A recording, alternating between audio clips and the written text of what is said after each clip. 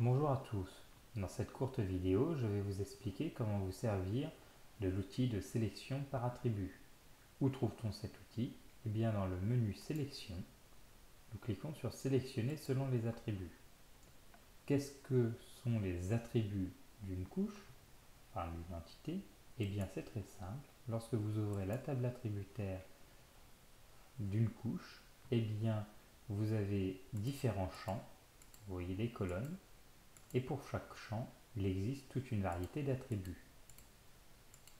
Pour les infrastructures, ce sont leurs noms, donc les bâtiments modulaires avec leur nom à chaque fois, les différents parkings, les terrains de foot, etc., etc. Mais ça peut aussi être la surface, comme ici Shape Area, qui est la surface en mètres carrés. Nous avons donc des surfaces de 9000 mètres carrés jusqu'à 61 mètres carrés pour le plus petit bâtiment modulaire. Donc, comment réaliser des sélections par attribut? Eh bien, dans l'outil sélectionner selon un attribut, vous allez sélectionner la couche où vous souhaitez faire une sélection. Par exemple, infrastructure. D'ailleurs, vous pouvez désélectionner ce qui était déjà sélectionné pour éviter que ça s'ajoute.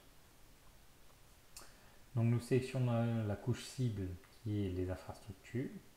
Nous disons ensuite au logiciel que nous souhaitons sélectionner dans la couche infrastructure le champ infrastructure, qui porte le même nom du coup, lorsqu'il est égal, et les valeurs, eh bien nous allons prendre par exemple à parking. Et ici, en appliquant cela, nous sommes capables de sélectionner tous les parkings situés sur le campus Croix-Rouge. Si nous réalisons la même chose avec les terrains de foot, eh bien cette fois-ci ce sont les terrains de foot qui sont sélectionnés. Si nous voulons les terrains de foot et les parkings, eh bien il suffit de mettre et sélectionne dans infrastructure ce qui est égal à parking. On applique et cette fois-ci rien n'apparaît.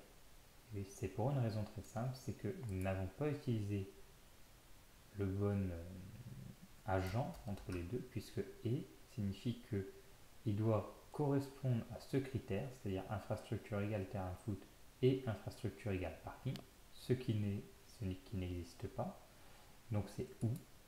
Donc si infrastructure est égale à terrain, il le sélectionne, ou si infrastructure est égale à parking, il le sélectionne. Cette fois-ci, vous voyez, ça fonctionne correctement. Donc il était bien important de savoir si on veut utiliser un et ou un ou. Ensuite, si nous voulons sélectionner tout